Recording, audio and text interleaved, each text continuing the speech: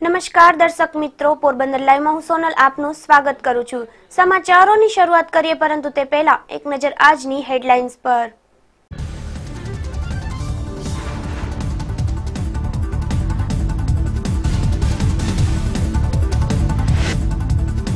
પોરબંદરના સુભાષનગર વિસ્તારમાં આગની ઘટના, માછીમારીની જાળનો જથ્થો ખાક।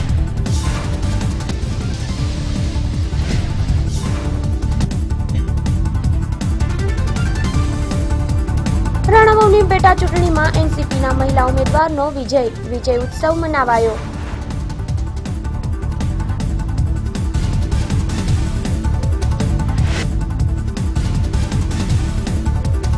પોરબંદર લોકસભાની ચૂંટણીને લઈને તંત્ર સુસજ્જ, નોડલ ઓફિસરોની નિમણૂક।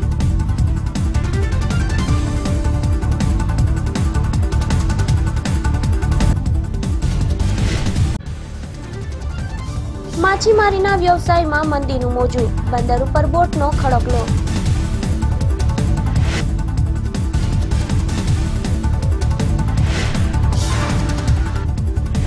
જોઈએ સમાચાર વિસ્તારથી। પોરબંદરના સુભાષનગર વિસ્તારમાં સોમવારની મોડી રાત્રિના આગની ઘટના બની હતી। ગોડાઉનના પાછળના ભાગે માછીમારીની જાળના મોટા જથ્થામાં અકસ્માતે આગ લાગી હતી અને થોડી ક્ષણોમાં માછીમારીની જાળ બળીને ખાક થઈ ગઈ હતી। પોરબંદરના સુભાષનગર વિસ્તારમાં જૂના ગોડાઉનની પાછળના ભાગે આગ લાગી હતી। માછીમારોની જાળનો મોટો જથ્થો તેમજ અન્ય માલ સામાનમાં આગની લપેટમાં આવી ગયો હતો અને થોડી ક્ષણોમાં આગ વિકરાળ સ્વરૂપ ધારણ કરી લીધું હતું અને તેમની જ્વાળાઓ દૂર દૂર સુધી જોવા મળી હતી। આ અંગેની જાણ માછીમારોએ ફાયર બ્રિગેડને કરતા તાત્કાલિક ફાયર બ્રિગેડ દોડી ગયું હતું અને પાણીનો મારો ચલાવી આગને કાબૂમાં કરી લીધી હતી। ફાયર બ્રિગેડ સમયસર પહોંચી જતા આગ બોટ સુધી પહોંચે તે પહેલા જ કાબૂ કરી લેવામાં આવી હતી। જો મોડું થયું હોત તો આસપાસના વિસ્તારમાં રહેલી બોટ પણ આગની લપેટમાં આવી જાત। બંદર વિસ્તારમાં ફાયર બ્રિગેડની માંગ ઘણા લાંબા સમયથી માછીમારો કરી રહ્યા છે, છતાં આ માંગણી સંતોષવામાં આવતી નથી, જેને લઈને માછીમારોમાં ભારે રોષ ભભૂકી ઉઠ્યો છે। મિલન ઠકરાર, ગુજરાત ન્યૂઝ, પોરબંદર। રાણાવાવ નગરપાલિકાની વોર્ડ નંબર 4ની એક બેઠકની ચૂંટણી યોજાઈ હતી, જેનું પરિણામ આજે જાહેર થયું હતું, જેમાં એનસીપીના મહિલા ઉમેદવારનો ભવ્ય વિજય થયો હતો, જ્યારે ભાજપના મહિલા ઉમેદવારને 333 મત જ મળ્યા હતા। રાણાવાવ નગરપાલિકા વોર્ડ નંબર 4ના ભાજપના ઉમેદવારે રાજીનામું આપી દેતા એક બેઠક માટેની ચૂંટણી તારીખ 10 માર્ચને રવિવારના રોજ યોજાઈ હતી। આ બેઠકમાં એનસીપીમાંથી હીરાબેન ઓળેદરા અને ભાજપમાંથી ગીતાબેન મોળેદરાએ ઉમેદવારી નોંધાવી હતી। રવિવારે 33% જેવું મતદાન થયું હતું અને આજે મંગળવારે મત ગણતરી હાથ ધરવામાં આવી હતી, જેમાં એનસીપીના મહિલા ઉમેદવાર હીરાબેન ઓળેદરાને 1187 મત મળ્યા હતા, જ્યારે ભાજપના મહિલા ઉમેદવાર ગીતાબેન મોળેદરાને 333 મત મળ્યા હતા। આ રીતે એનસીપીના મહિલા ઉમેદવાર હીરાબેન ઓળેદરાનો ભવ્ય વિજય થયો હતો, જેને પગલે એનસીપીમાં ભારે ખુશીનો માહોલ જોવા મળ્યો હતો। આપણા વર્ગમાં જે રોડના, પાણીના, ગટરના જે કોઈ પ્રોબ્લેમ હશે તે અમે સોલ્વ કરવા અને તેનું કામ કરવા જીતાશે। રાણાવાવ નગરપાલિકા એનસીપી હસ્તક છે અને પેટા ચૂંટણીમાં એનસીપીના ઉમેદવારનો ભવ્ય વિજય થતા વિજય સર્કસ નીકળ્યું હતું, જેમાં એનસીપીના આગેવાનો અને કાર્યકરો મોટી સંખ્યામાં જોડાયા હતા। એનસીપીની કુલ બેઠક 18 પહોંચી ગઈ છે અને વિજેતા બનેલા એનસીપીના ઉમેદવાર હીરાબેન ઓળેદરા અગાઉ નગરપાલિકાના પ્રમુખ પણ રહી ચૂક્યા છે અને પેટા ચૂંટણીમાં પણ તેમનો વિજય થયો છે। રાજુ કારાવદરા સાથે દિલીપ જોશી, ગુજરાત ન્યૂઝ, પોરબંદર। લોકસભાની ચૂંટણી જાહેર થઈ છે, જેને લઈને પોરબંદર જિલ્લા વહીવટી તંત્રએ તૈયારીઓ શરૂ કરી દીધી છે।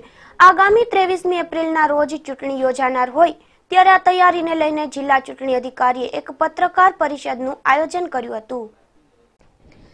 ચૂંટણી પંચ દ્વારા 10મી માર્ચે લોકસભાની સામાન્ય ચૂંટણીની જાહેરાત કરવામાં આવી છે અને આગામી 23મી એપ્રિલના રોજ ગુજરાતમાં 26 બેઠકો માટેની ચૂંટણી યોજાશે। પોરબંદર લોકસભા બેઠકની ચૂંટણીને લઈને જિલ્લા ચૂંટણી અધિકારીએ તમામ તૈયારી શરૂ કરી દીધી છે। તૈયારીઓને લઈને જિલ્લા ચૂંટણી અધિકારી મુકેશ પંડ્યાના અધ્યક્ષ સ્થાને પત્રકાર પરિષદનું આયોજન કરવામાં આવ્યું હતું, જેમાં પોરબંદર લોકસભા બેઠકમાં કુલ કેટલા મતદારો છે તેમજ ચૂંટણી પ્રક્રિયાને લઈને 18 જેટલા નોડલ ઓફિસરની નિમણૂક કરવામાં આવી છે। યુવા મતદારોની સંખ્યામાં વધારો થયો છે। આ ઉપરાંત આ લોકસભા બેઠકમાં પોરબંદર જિલ્લાની 2 વિધાનસભા, જૂનાગઢ જિલ્લાની 2 વિધાનસભા અને રાજકોટ જિલ્લાની 3 વિધાનસભાનો સમાવેશ થાય છે. ચૂંટણી પ્રક્રિયાને લઈને તંત્ર દ્વારા તમામ તૈયારીઓ શરૂ કરી દેવામાં આવી છે. ખાસ કરીને લોકશાહીના પર્વની ઉજવણીમાં લોકો સહભાગી બને અને વધુમાં વધુ મતદાન કરે તે માટે મતદાન જાગૃતિને લઈને પણ કાર્યક્રમો યોજવામાં આવી રહ્યા છે. 11 પોરબંદર લોકસભા મતદાર વિભાગની વાત કરીએ તો ગુજરાતમાં 3જા તબક્કામાં સિંગલ ફેઝમાં ચૂંટણી છે. આના નોટિફિકેશન છે એ 28મી માર્ચથી બહાર પડી જાય છે અને તે દિવસથી જ ઉમેદવારી પત્રો ભરવાનું, ફોર્મ ભરવાનું શરૂ થઈ જાય છે. આ અંગેની છેલ્લી તારીખ 4 એપ્રિલ 2019 છે. ફોર્મ ચકાસણીની તારીખ 5મી એપ્રિલ 2019 છે. ફોર્મ પાછું ખેંચવાની છેલ્લી તારીખ 8મી એપ્રિલ રહેશે. જ્યારે મતદાનની વાત કરીએ તો મતદાન તારીખ 23મી એપ્રિલ 2019ના રોજ થશે અને જેની મતગણતરી 23મી મે 2019ના રોજ થશે. સમગ્ર ચૂંટણી પ્રક્રિયાની આચારસંહિતા તારીખ 27 મે પૂર્ણ થશે. આપણે વાત કરીએ પોરબંદરની તો પોરબંદર જિલ્લા માટે મતદાર યાદીનું કામ મહદઅંશે પૂર્ણ કરી લેવામાં આવેલ છે. ફોર્મના નિર્ણયની પ્રક્રિયા ચાલી રહી છે. ફોર્મ નંબર 6 નામ ઉમેરવું, ફોર્મ નંબર 7 નામ કમી કરવું, ફોર્મ નંબર 8 કોઈપણ જાતના સુધારા વધારા, ફોર્મ નંબર 8A કે જે એક ભાગમાંથી બીજા ભાગમાં એક જ એસીમાં જતા હોય, આવા તમામ ફોર્મના નિર્ણયની પ્રક્રિયા પણ 1-2 દિવસમાં પૂર્ણ થઈ જાય છે. રિસીવિંગ ડિસ્પેચિંગની વાત કરીએ તો જે તે તાલુકા જે છે એમાં પોરબંદર લોકસભામાં આપણે 7 એસીનો સમાવેશ થાય છે. એમાં 3 એસી રાજકોટની છે, ગોંડલ, જેતપુર અને ધોરાજી. જૂનાગઢની 2 એસી માણાવદર અને કેશોદ. જ્યારે પોરબંદર જિલ્લાની 2 એસી પોરબંદર અને કુતિયાણા. આ સાથે એસીમાં એના રિસીવિંગ ડિસ્પેચિંગ સેન્ટર પણ નક્કી થઈ ગયા છે. સ્ટાફની ડેટા એન્ટ્રી થઈ ગઈ છે. વિડીયોગ્રાફર, વેબકાસ્ટિંગ, આ અંગેના જરૂરી મંડપ સર્વિસ વગેરેના ટેન્ડરની પ્રક્રિયા પૂર્ણતાના આરે છે અને તમામ પ્રકારની તૈયારીઓ કરી લેવામાં આવે છે. તંત્ર પણ આ બાબતે એકદમ સજ્જ છે અને લોકસભાની સામાન્ય ચૂંટણી 2019 શાંતિપૂર્ણ રીતે પૂર્ણ થાય એના માટે પોલીસ તંત્ર પણ તમામ રીતે તૈયાર છે. ચૂંટણીને લઈને યોજવામાં આવેલી આ પત્રકાર પરિષદમાં જિલ્લા પોલીસ વડા ડોક્ટર પાર્થરાજસિંહ ગોહિલ, જિલ્લા વિકાસ અધિકારી અજય દહિયા, નાયબ ચૂંટણી અધિકારી ચૌધરી સહિતના અધિકારીઓ ખાસ ઉપસ્થિત રહ્યા હતા. મિલન ઠકરાર, ગુજરાત ન્યૂઝ, પોરબંદર. રાણાવાવ તાલુકાના ઠોયાણા ગામે ફૂડ પોઈઝનિંગની ઘટના સામે આવી છે. વાડી વિસ્તારમાં કામ કરતા શ્રમિક પરિવારને ફૂડ પોઈઝનિંગની અસર થઈ હતી અને આ તમામ અસરગ્રસ્તોને સારવાર માટે પોરબંદરની સરકારી હોસ્પિટલ ખાતે ખસેડવામાં આવ્યા હતા. રાણા કંડોરણા ગામે રહેતા રાજુ ઉકા પરમાર અને તેના ભાઈ મેરુ ઉકા પરમારનો પરિવાર ઠોયાણા ગામે છેલ્લા 4 માસથી એક વાડીમાં મજૂરી કામ કરી રહ્યો છે. સોમવારે બપોરના સમયે એક ખેડૂતે આ પરિવારને ભેંસનું ખીરું આપ્યું હતું અને રાત્રિના આ ખીરું ખાધા બાદ 5 બાળકો સહિત કુલ 8 જેટલા વ્યક્તિઓને ઝેરી અસર થતા ઝાડા ઉલટી શરૂ થઈ ગયા હતા. આ અંગેની જાણ વાડી માલિકને થતા તેઓ દોડી ગયા હતા અને 108 એમ્બ્યુલન્સની મદદથી તમામને સારવાર માટે પોરબંદરની સરકારી હોસ્પિટલ ખાતે ખસેડવામાં આવ્યા હતા. એનું ખીરું ખાધું અને છોકરાઓને ઝાડાનું ઉલટી થી. કેટલા છોકરાઓને ઝાડા ઉલટી? 3 અને 5 અને 3 મોટા. 3 વાગે ખાધું તું ને 5 વાગ્યાથી આવું થયું. શ્રમિક પરિવારે ખીરું ખાતા 8 લોકોને ઝેરી અસર થઈ હતી. આ બનાવની જાણ થતાં જિલ્લા આરોગ્ય વિભાગની ટીમ પણ હોસ્પિટલ ખાતે દોડી ગઈ હતી. જો કે અસરગ્રસ્તોને સમયસર સારવાર મળી જતા તેમની સ્થિતિ સારી હોવાનું પણ આરોગ્ય વિભાગે જણાવ્યું હતું. વિપુલ રાઠોડ સાથે કિશન ચૌહાણ, ગુજરાત ન્યૂઝ, પોરબંદર. માછીમારીની સિઝનમાં પણ આ વખતે મંદીનો માહોલ જોવા મળી રહ્યો છે.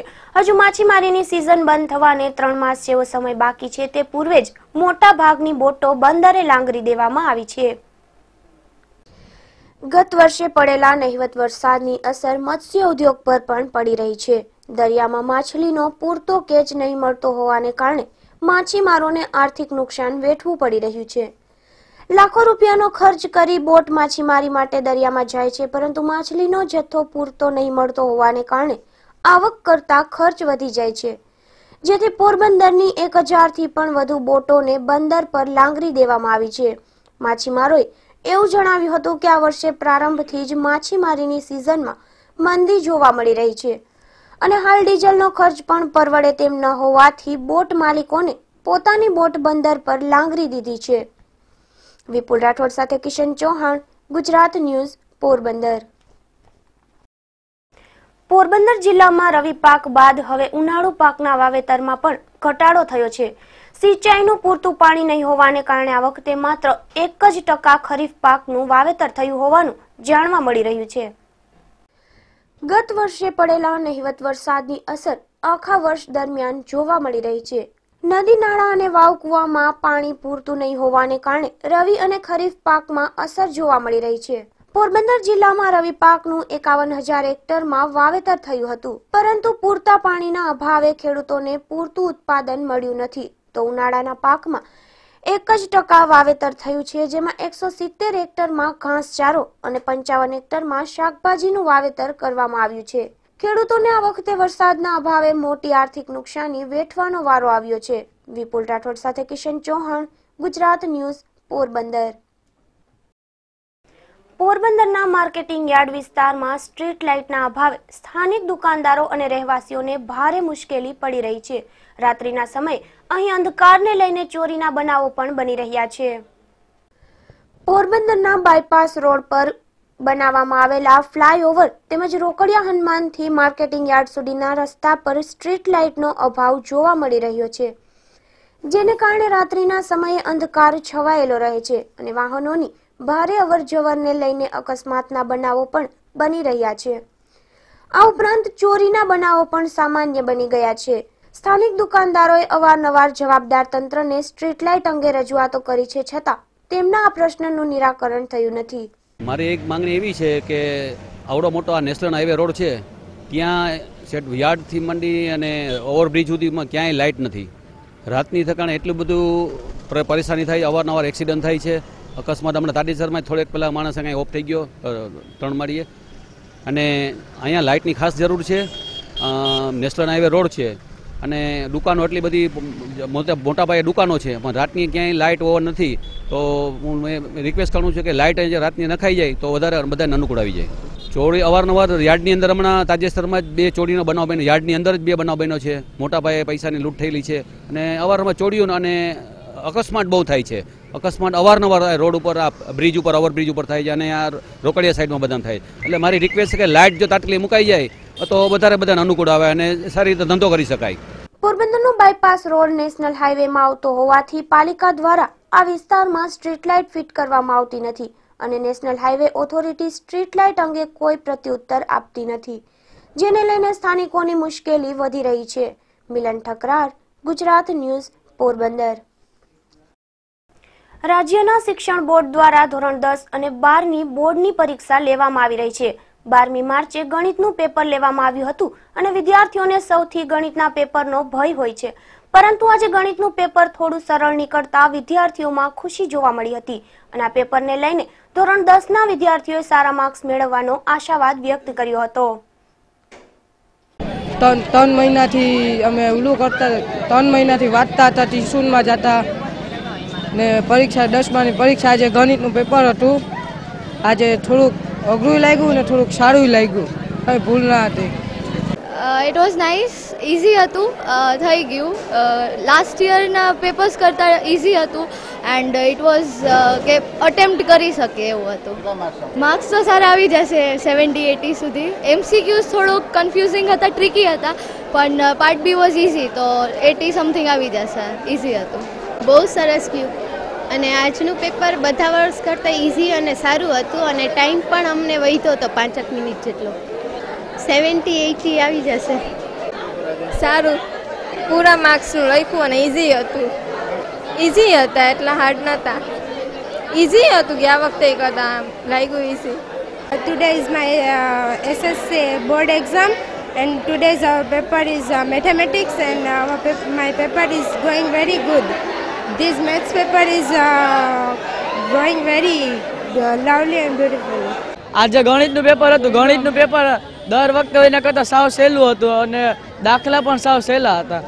પેપરને લઈને પ્રમેય રચના અને એ વધારે કર્યું હતું અને એ સાવ સહેલું હતું ને એ પૂછાઈ ગયું અને આવડી ગયું બધું. પબજી ગેમનો ભારે ક્રેઝ જોવા મળી રહ્યો છે. બાળકો અને યુવાનો પબજી ગેમ પાછળ ઘેલા થયા છે. ત્યારે રાજ્ય સરકારે પણ ચિંતા વ્યક્ત કરી છે અને કેટલાક જિલ્લાઓમાં પબજી ગેમ પર પ્રતિબંધ મૂકવામાં આવ્યો છે. ગુજરાતમાં છેલ્લા કેટલાક દિવસોથી પબજી ગેમનું જે દૂષણ વધ્યું છે જેને લઈને સરકાર ચિંતિત બની છે.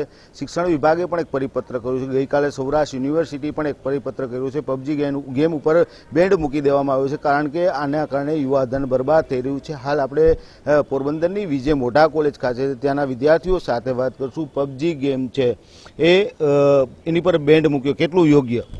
એ સૌરાષ્ટ્ર યુનિવર્સિટી બહુ સરળ અને સારું નિર્ણય લેવાય છે કે હાલનો છે યુવાન છે તે આખો પબજી જ રમે છે. પબજી સિવાય કંઈ કામ નથી એનો, જેનાથી એના ઉપર કોન્સન્ટ્રેટ ઓછું થઈ જાય છે. પછી પબજી એ કંઈ બુક્સ તો વાંચતો નથી, જેનો રિઝલ્ટ આપણે એક્ઝામ યુનિવર્સિટીની એક્ઝામની ઉપર આવે છે. પહેલાં પબજી નથી ત્યારે કેટલું એનું ઊંચું રિઝલ્ટ આવતું. અત્યારે પબજી આવી છે એનું રિઝલ્ટ હમણાં જ સૌરાષ્ટ્ર BKNM દ્વારા રિઝલ્ટ આવવાનું છે તેના ઉપર તરત દેખાવાનું જ છે કે પહેલાંનું રિઝલ્ટ ટોપ હતું. અત્યારનું પબજી રમીને જે છોકરાઓ છે એ ધ્યાન પણ નથી દેતા અને એના લીધે આપણું રિઝલ્ટ પણ ખરાબ આવી શકે ને. પછી એનું કોન્સન્ટ્રેટ એક જ છે કે મારે આખો દી હું નવરો બેઠો તો એક જ વાર પબજી રમું, એના કરતાં હું નવરો બેઠો હોય તો ક્યાંક ચક્કર મારો, ક્યાંક આપણી સાંસ્કૃતિક વારસાને આપણે જોઈએ તો કંઈક નવું જાણવાનું. પબજી છે એ કંઈ જાણવાનું જ નથી. એક જ છે કે આ એક રમી લીધું ને વિનર ચિકન ડિનર, બીજું કંઈ નવીનમાં નથી આવતું. આપણે ક્યાંક જાય તો આપણે ક્યાંક નવીનમાં મળશે, નવું જાણવા મળશે.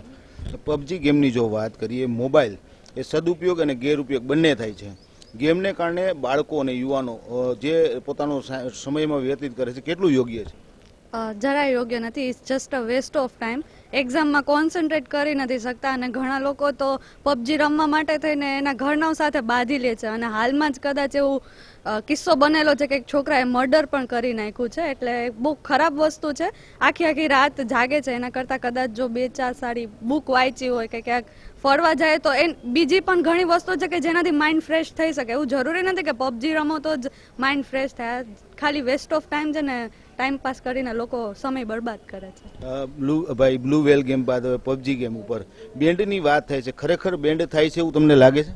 હા, બ્લુ વેલ ગેમને તો બેન કરી દેવામાં જ આવી હતી, જેને કેમ કે એનાથી ઘણા વિદ્યાર્થીઓને નુકસાન થયું હતું અને આ પબજી ગેમને પણ બેન કરી દેવી જોઈએ કારણ કે એના લીધે વિદ્યાર્થીઓ હવે ગેમ ઉપર વધારે ધ્યાન દે છે ને સ્ટડીઝ ઉપર ફોકસ નથી કરતા. આખી રાત જાગીને સવારે કોલેજ એટેન્ડન્સ નથી પૂરી કરી શકતા, જેનાથી આગળ શિક્ષણમાં વધારે વાંધો આવે છે. એટલે પબજી ગેમ બેન કરવી જોઈએ. ખાસ કરીને નાના બાળકો સૌથી વધુ પબજી ગેમ રમે છે, એના માઇન્ડ ઉપર અસર પડે છે. એ બાબતે શું કહેશો? અસર તો પડે જ છે કારણ કે એ લોકો આખો દિવસ ગેમમાં જ હોય છે. એટલે એને નથી બહાર જતા કે નથી ફેમિલી જોડે ટાઈમ સ્પેન્ડ કરતા, તો એના લીધે જે એને નોલેજ જે લોકોને એ એજમાં મળવું જોઈએ મળતું નથી અને એ લોકોનું મોબાઈલમાં જ ફોકસ રહે છે. એટલે એના માટે બહુ ખરાબ વસ્તુ છે. બાળકો પબજી ગેમ રમે છે ત્યારે એના પેરેન્ટ્સની કેટલી જવાબદારી છે? આ બાબતમાં કેવું ધ્યાન રાખવું જોઈએ? એના પેરેન્ટ્સની એ જવાબદારી આવે છે કે જે અત્યારના બાળકોને જે સંસ્કાર મળવા જોઈએ એના બદલે એને પબજીમાંથી જે ખરાબ સંસ્કાર મળે છે એમાંથી બહાર કાઢવા જોઈએ. પબજીમાં જે લેવલમાં આગળ વધે છે એમાં લેવલ પાર કરવા માટે જે મહેનત કરે છે એના બદલે એને લાઈફમાં લેવલ કઈ રીતના પાર કરવાની એના માટે એને વધુ મહેનત કરવી જોઈએ.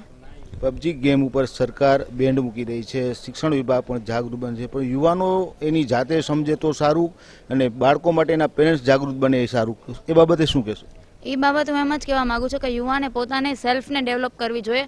અત્યારના સ્ટુડન્ટ છે એ લોકો ક્રિએટિવ હોવા જોઈએ, બટ એ લોકોની ક્રિએટિવિટી છે એ ક્યાંક ને ક્યાંક આમાં પબજીમાં છે ને દબાઈ રહી છે, એ પ્રેસ થઈ રહી છે. તો આપણે એ લોકોને એટલું જ કહેવું જોઈએ કે યુવાનોએ ખુદે પોતે ડેવલપ થવું જોઈએ અને પેરેન્ટ્સને સમજવું જોઈએ કે અત્યારથી નાની એજે એને જો લોકોને મોબાઈલ આપે છે અને આપણે ભણવાનું એટલું પ્રેશર એ લોકો પર નથી રાખતા. પ્રેશર ન હોવું જોઈએ, બટ એ લોકોને સમજાવવું જોઈએ કે પબજીના ડિસએડવાન્ટેજીસ આ પ્રમાણે છે અને જે ન રમો અને તમારા ભણવામાં અથવા તો સ્ટડીમાં કોન્સન્ટ્રેટ કરો તો બે બાજુથી 50-50 એફર્ટ્સ થવી જોઈએ. સ્ટુડન્ટ્સે પણ સમજવું જોઈએ, યંગસ્ટર્સે સમજવું જોઈએ અને પેરેન્ટ્સે પણ પોતાનો ફાળો એમાં આપવો જોઈએ.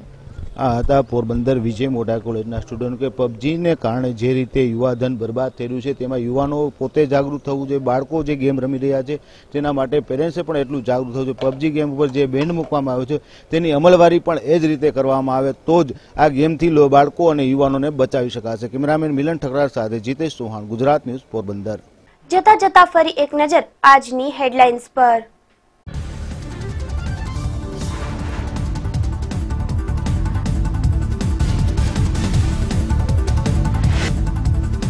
પોરબંદરના સુભાષનગર વિસ્તારમાં આગની ઘટના, માછીમારીની જાળનો જથ્થો ખાક.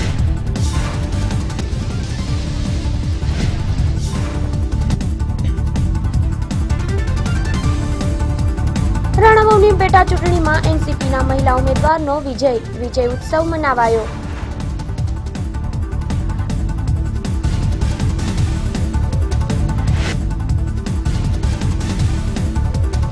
પોરબંદર લોકસભાની ચૂંટણીને લઈને તંત્ર સુસજ્જ, નોડલ ઓફિસરોની નિમણૂક.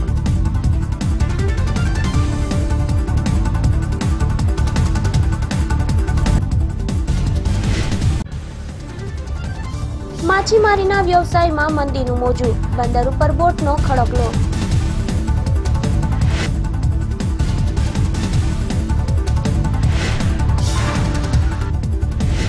અત્યાર સુધીના સમાચાર. આવતીકાલે ફરી મળીશું આજ સમય નવા સમાચારો સાથે પોરબંદર લાઈવમાં. ત્યાં સુધી રજા આપશો. નમસ્કાર.